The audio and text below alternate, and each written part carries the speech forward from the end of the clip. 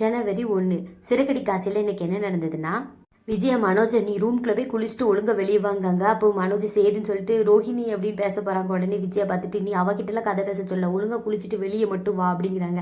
அதுக்கப்புறம் ரோஹிணி அவங்க ரூம் கதவை சாத்த போகிறாங்க. உடனே விஜயா இது யார் உன்னை சாத்த சொன்னா, எங்கள் ரூம் கதவெல்லாம் எங்கள் வீட்டு கதவெல்லாம் உடைக்க முடியாது, ஒழுங்கா திறந்து வை அப்படின்னு சொல்லிட்டு திரும்ப அவங்க ரூமில் போய் கதவை சத்திக்கிறாங்க. இதை முத்தும் மீனாவும் பார்த்துட்டு பார்த்தியா புருஷன் முன்னாடியே பேசக்கூட விட மாட்டேங்காங்க அப்படிங்கிறாங்க. உடனே மீனாவும் ஆமாங்க நேற்றுலேருந்து இந்த வேலை தான் நடக்குது, இது என்ன பண்ண எங்கள் அம்மா கீ கொடுக்குற பொம்மை மாதிரி எங்கள் அண்ணன் இருக்கானே, எங்கள் அம்மா ஏதோ டிராஃபிக் போலீஸ் மாதிரி இவன் ஏதோ வண்டி மாதிரி அவங்க சொல்கிறது அப்படியே தலையாட்டுறான், திருந்தே மாட்டா, சரி வா நம்ம வேலையை பார்ப்போம் அப்படின்னு சொல்லிட்டு போகிறாங்க.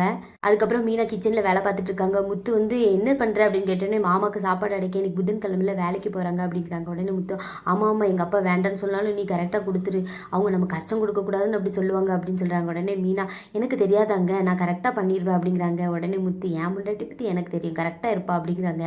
அதுக்கப்புறம் மீனா முத்துட்டு சொல்கிறாங்க எங்கே நேற்று சத்யா ஒன்று சொன்னாங்க, ரோஹிணி சிட்டிக்கிட்டலாம் அடிக்கடி கடன் வாங்க போவாங்களா, 2-3 தடவை சிட்டிகிட்ட கடன் வாங்கும்போது பார்த்துருக்கானா அப்படின்னு சொன்னோன்னே அதுக்கு முத்து சிட்டிக்கும் நமக்கும் ஆகாதுன்னு நல்லா தெரியும், இந்த பார்லர் அம்மாவுக்கு நல்லா சம்பாதிக்குது பார்லரில், அவனும் நல்லா சம்பாதிக்கான், எதுக்கு இது கடன் வாங்க போகுது, இது எதையும் ஃப்ராடு வேலை பார்க்குது, இது பின்னாடி பெரிய கதை இருக்கும், இது நம்மளுக்கு தெரியவே மாட்டேங்குது, எல்லா இடத்துலையும் கை நீட்டுது, கை வைக்காத இடமே கிடையாது போல் அப்படின்னு யோசிச்சுட்டு இருக்காங்க.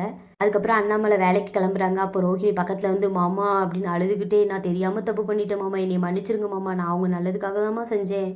அதுக்கப்புறம் அண்ணாமலை சொல்கிறாங்க நீ சொல்கிறது எல்லாம் கரெக்டு தான், நீ மனோஜ் நல்லதுக்கு தான் செஞ்சேன், ஆனால் எங்ககிட்ட சொல்லியிருந்தா நாங்கள் இதை செஞ்சுருப்போம்ல அப்படிங்கிறாங்க. உடனே ரோஹிணி சொல்கிறாங்க அது ஒன்றும் இல்லை அங்கிள், வீட்டில் கொடுத்தா முத்து எப்படி சண்டை போட்டு பங்கு கேட்பாங்க, அப்புறம் 3ஆ பிரிஞ்சா மனோஜ் நினச்ச மாதிரி கடை ஆரம்பிக்க முடியாது, அதனால தான் இப்படி பண்ணிட்டேன் அப்படின்னு சொல்கிறாங்க. உடனே அண்ணாமலை சொல்கிறாங்க நீ நினைக்கிறதுலாம் கரெக்டு தான், ஆனால் நாங்கள் வீட்டில் பெரியவங்கன்னு எதுக்கு இருக்கோம், இது எனக்கு மட்டும் சேர வேண்டிய பணம் கிடையாது, எல்லாருக்கும் சேர வேண்டிய பணம், நீ இப்படி பண்ணியிருக்கக்கூடாது, விஜயா அவன் மேலே எவ்வளோ நம்பிக்கை வச்சுருந்தா, நீ ஆனால் இப்படி பண்ணிட்ட. உடனே ரோஹிணி சொல்கிறாங்க ஆண்டி எவ்வளோ சொன்னாலும் என்னை புரிஞ்சிக்கவே மாட்டேங்காங்க, நான் எனக்காக செய்யலை மனோஜுக்காக தான் செஞ்சேன் அப்படின்னு திரும்பி அதே சொல்கிறாங்க. உடனே அண்ணாமலை நீ வீட்டுக்கு மூத்த மருமக, மனோஜ் செல்லம் கொடுத்து அவன் அம்மா இப்படி வளர்த்து வச்சுட்டா, நீனாச்சும் அவனை திருத்துவன்னு பார்த்தா நீயும் அவனை தப்பு செய்ய தான் வைக்கிற, நீ பண்ணுறது உடனே ஆறாத விஷயம், கொஞ்ச நாள் போட்டும் அதுக்கப்புறம் இதை பார்த்துக்கலாம்னு சொல்லிட்டு அண்ணாமலை அங்கேருந்து போகிறாங்க.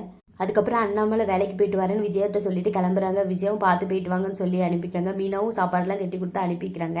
அதுக்கப்புறம் விஜய் அவங்க ரூமுக்கு போகிறாங்க. ரோஹிணி அங்கேருந்து வரதை பார்த்துட்டு நீ ஏன்ட்டு இங்கேருந்து வர அப்படின்னு கேட்கும். அதுக்கு ரோஹிணி சொல்கிறாங்க மாமாவட்ட பார்த்து பேசலான்னு வந்தேன், ஆமாம் நீ பண்ணதெல்லாம் போதும் இப்போ அவர்கிட்ட வந்து பேச வரையப்போ அப்படிங்கிறாங்க. உடனே ரோஹிணி முத்து மீனை இதை பார்த்துட்டு இருக்கிற கோவத்தில் அவங்க ரூமுக்கு போயிடுறாங்க. அதுக்கப்புறம் வீட்டில் எல்லாரும் சாப்பிட்டுட்டு இருக்காங்க. அப்போ விஜய் வந்து ஏன்டி சாப்பாடு செஞ்சு வச்சுட்டேன்னா என்னை கூப்பிட மாட்டியா அப்படின்னு. அதுக்கு முத்து சொல்கிறாங்க ஏன் நீங்கள் உப்புக்காரன் டேஸ்ட் பார்க்க போகிறீங்களா, அதான் இந்த டைமுக்கு முடிச்சிருவான்னு தெரியல, வந்து சாப்பிட வேண்டியதானே அப்படின்னு சொல்கிறாங்க. உடனே விஜய் சரின்னு சாப்பிட்டுட்டு இருக்காங்க. அப்போது மனோஜ் சாப்பிட போவோமா ரோஹிணி கூப்பிட்டு போவோமா அப்படின்னு கதவுக்கிட்ட நின்று யோசிச்சிட்டே இருக்காங்க. இதை முத்து பார்த்துட்டே இருக்காங்க. அதுக்கப்புறம் விஜய் அப்படியே திரும்பி பார்த்துட்டு மனோஜ் எதுக்கு அங்கே நிற்க வந்து சாப்பிடு அப்படின்னு சொன்னோன்னே மனோஜ் இந்த வாரமா அப்படின்னு சொல்லிட்டு வந்து சாப்பிட உட்காராங்க. இதுக்கப்புறம் ரோஹிணி வந்து உட்கார வராங்க சாப்பிட்றதுக்கு. உடனே விஜய் நீ சாப்பிடாத எந்திரி அப்படிங்கிறாங்க. உடனே முத்து பார்த்துட்டு இது நல்லா இருக்குது, ஊரில் நடக்கிற மாதிரி தான் இருக்குது, இந்த பேட்டரி போட்ட பொம்மை நல்லா நம்ம சொல்கிற மாதிரியே கேட்கும், அதை கூடயே வச்சுருப்போம், திடீர்னு பேட்டரி சரியில்லைன்னா இது சரியில்லையே தூக்கி போடுற அந்த மாதிரி இருக்குது அப்படின்னோடனே அதுக்கு மனோஜ் என்ன இன்டெரக்டாக பேசுறியா அப்படிங்கிறாங்க. உடனே ஸ்ருதி சொல்கிறாங்க இல்லையே அவங்க டேரெக்டாக தான் சொல்கிறாங்க, விஜய் ரோஹிணி இப்போ பிடிக்கலன்னு வெறுக்கிறாங்கள அதை தான் முத்து சொல்கிறாங்க அப்படின்னோடனே அதுக்கு ரவி நீ சும்மா இருந்த டிரான்ஸ்லேஷனுக்கு யாராவது கேட்டாங்களா அப்படிங்கிறாங்க. உடனே மனோஜ் முத்தை பார்த்து உங்களால் தான் இப்படிலாம் நடக்குது, வீட்டோட நிம்மதியே போச்சு, நீங்கள் நினச்ச மாதிரி எல்லாம் நடக்குதுல்ல அப்படிங்கிறாங்க. உடனே முத்து மீனாட்ட நம்மளை பற்றி தான் சொல்கிறான் அப்படிங்கிறாங்க. உடனே மீனா என்னது எங்களை பற்றி சொல்கிறீங்க, கண்டவங்களும் செஞ்ச தப்புக்கு நாங்களா தண்டனை வைக்க முடியும், நாங்களாம் ஒன்றும் செய்யலையே, ரோஹிணி நீங்கள் உட்காந்து சாப்பிடுங்க அப்படின்றாங்க. உடனே விஜய் என்ன நான் தான் அவளை உட்காரக்கூடாதுன்னு சொல்கிறேன், நீ அவளை உட்கார சொல்கிறேன், நீ மகாராணி அப்படின்னு கேட்குறாங்க. உடனே ரோஹிணி அத்தை எப்போ சாப்பிட சொல்கிறாங்களோ அப்போவே நான் சாப்பிட்டுக்கிறேன் அப்படிங்கிறாங்க. உடனே விஜயா போய் அங்கம்மா ஓரமாக நின்று அப்படிங்கிறாங்க. உடனே ஸ்ருதி என்ன ஸ்கூலில் பனிஷ்மெண்ட் பண்ணிடுறவங்கள வெளியே நிற்க வைக்கிற மாதிரி நீங்கள் பண்ணுறது ஒன்றும் சரியில்லை அப்படிங்கிறாங்க. உடனே விஜய் ஸ்கூலில் யாரையும் சும்மா வெளியே நிற்க வைக்க மாட்டாங்களே, ஏதாவது தப்பு பண்ணியிருப்பாங்க அதை தானே செஞ்சுருக்காங்க, அதே மாதிரி தான் நானும் செய்கிறேன், யார் எங்கே வைக்கணும்னு எனக்கு தெரியும் அப்படிங்கிறாங்க. உடனே ஸ்ருதிக்கு கோவம் வருது சே அப்படின்ட்டு இருக்காங்க. அதுக்கப்புறம் ரோஹிணி சொல்கிறாங்க யாரும் எனக்காக சண்டை போட வேண்டாம், அத்தை எப்போ என்னை சாப்பிட சொல்கிறாங்களோ அப்போவே நான் சாப்பிட்டுக்கிறேன், அது வரைக்கும் நான் அந்த வீட்டில் சாப்பிடவே மாட்டேன் அப்படின்னு சொல்லிட்டு இப்போ போயிட்டு ரூமில் போயிட்டு பேக்கை தூக்கிட்டு வந்து மாட்டிட்டு எனக்காக சப்போர்ட் பண்ண இங்கே யாருமே இல்லைன்னு எனக்கு நல்லா தெரிஞ்சுட்டு, எங்கள் அம்மா இருந்தால் எனக்காக வருத்தப்பட்டிருப்பாங்க, எனக்குன்னு இங்கே யாருமே இல்லைன்னு எனக்கு நல்லா தெரிஞ்சுட்டு நான் அங்கேருந்து கிளம்பிடுறாங்க சாப்பிடாமையே. உடனே மனோஜ் யோசிச்சுட்டு ரோஹிணி அப்படின்னு போகிறாங்க. அதுக்கப்புறம் விஜய் எங்கேயும் போகாத எங்கே உட்காந்து சாப்பிடு அப்படின்ற மிரட்டுறாங்க. அதுக்கப்புறம் ரோஹிணி நேராக பார்வதி ஆண்டி வீட்டில் போய் உட்காந்துருக்காங்க. பார்வதி ஆண்டிகிட்ட எல்லாத்தையும் சொல்லிட்டு ரொம்ப வருத்தப்படுறாங்க. உடனே அவங்க சாப்பாடு கொடுத்து ரோஹிணி சாப்பிட வைக்காங்க. உடனே ரோஹிணி அதெல்லாம் எனக்கு வேண்டாம் ஆண்டி, எனக்கு ரொம்ப கஷ்டமாக இருக்குது ஆண்டி, என்னை புரிஞ்சிக்கவே இல்லை, நான் என்னை அடித்தது திட்டாங்க, அடிச்சவும் செஞ்சுட்டாங்க, எனக்கு ரொம்ப கஷ்டமாக இருக்குது, எனக்கு சப்போர்ட் யாருமே இல்லை அப்படிங்கிறாங்க. உடனே பார்வதி ஆண்டி சொல்கிறாங்க, அதெல்லாம் இல்லைம்மா, விஜயாவுக்கு 3மே ஆம்பளை பையன், பொம்பளை பிள்ளை ஏதாவது குறைய நீ தான் போக்கிட்ட அப்படின்னாங்க. மீனா மேலேயே ஸ்ருதி மேலேயே அவளுக்கு அவ்வளோவா இன்ட்ரெஸ்ட் கிடையாது. உன்னை தான் ரொம்ப சந்தோஷமாக வச்சுருந்தா, உன்னையே தான் மருமகன்னு தலையில் தூக்கி வச்சுருந்தா, அவளுக்கு உன்னை ரொம்ப பிடிக்கும், நீ இப்படி பண்ணிட்ட பற்றியா, அவள் அந்த மனோஜ் தொலைச்ச பணம் திரும்ப வந்து நீ அவகிட்ட சொல்லியிருந்தா, இந்த மாதிரி சொல்லாதீங்கன்னு சொன்னால் உங்களுக்கு விஜயாவே சப்போர்ட் பண்ணியிருப்பா, இந்த மாதிரி வெளியே தெரியும் போது அவளே உங்களுக்கு ஆதரவாக இருந்திருப்பா, நீ அவகிட்ட போய் மறைச்சிட்டியம்மா அப்படிங்கிறாங்க. உடனே ரோஹிணி, நான் மனோஜுக்காக தான் ஆண்டி பண்ணேன் அப்படிங்கிறாங்க.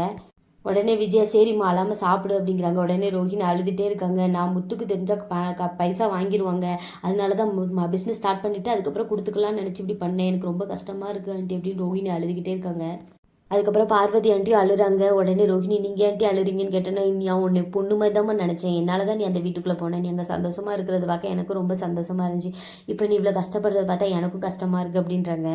அதுக்கப்புறம் ரோஹிணி சொல்கிறாங்க, ஆண்டி என்னை ரொம்ப வெறுத்துட்டாங்க, எனக்கு சப்போர்ட் பண்ணுறதே கிடையாது, அந்த வீட்டில் எனக்கு யார் சப்போர்ட் இல்லைனாலும் ஆண்டி சப்போர்ட்டாக இருந்தாங்க, ஆண்டி மேலே நான் அவ்வளோ பாசம் வச்சுருந்தேன், கடை வைக்கிறதா இருந்தாலும் எதுவாக இருந்தாலும் ஆண்டி பேரை தான் வைக்கணும்னு சொல்லி, ஆனால் ஆண்டி இப்படி என்னை புரிஞ்சிக்கவே இல்லை அப்படிங்கிறாங்க. உடனே பார்வதி ஆண்டி சொல்கிறாங்க, அது எப்படி நீ மாமியார் இல்லாமா, நீ எது சொல்லியிருக்கணும், சரி ஓகே உன் மேலே ரொம்ப பாசம் வச்சுருந்தா அதனால இப்போ ரொம்ப வெறுப்பை கட்டுறா, அவள் பாசமாக இருந்தாலும் விருப்பமாக இருந்தாலும் அப்படி தான் கட்டுவா, எல்லாம் சரியாயிரும், நான் அவகிட்ட பேசுகிறேம்மா, நீ போயிட்டு வா அப்படின்னு சொல்லிட்டு அனுப்பி வைக்கங்க. அதுக்கப்புறம் நாளைக்கான எபிசோடில் மீனா வந்து ஒரு மாடல் டெக்கரேட் பண்ணி குட்டியாக எடுத்துகிட்டு போயிருக்காங்க. மீனாவுக்கு போட்டியாக ஒரு அம்மா இருந்ததில்ல, அவங்க ஆடியாலோடு வந்திருக்காங்க. மீனா இதை பார்த்துட்டு, இப்படி சிக்கனா பூசி எடுத்துகிட்டு வந்தால் இது நல்லா இருமோ அப்படிங்கிறாங்க. உடனே மீனா, எனக்கு தெரிஞ்சது நான் சரி, உங்கள் வேலையை பாருங்கள் அப்படின்னு சொன்னோடனே அந்த அம்மா கூட இருந்தாலும் மீனா டெக்கரேஷன் எடுத்து இதெல்லாம் ஒரு மாடல்னு தூக்கிட்டு வந்திருக்கு அப்படின்னு மிதித்து உடச்சிடுறாங்க. உடனே மீனா கோவத்தில், இப்படி குப்பையில் கிடக்கிறது நாளைக்கு கோபுரமாக மாறும், ஒரு நாள் நான் அச்சீவ் பண்ணி காட்டுவேன் அப்படின்னு சொல்லிட்டு போகிறாங்க அங்கேருந்து.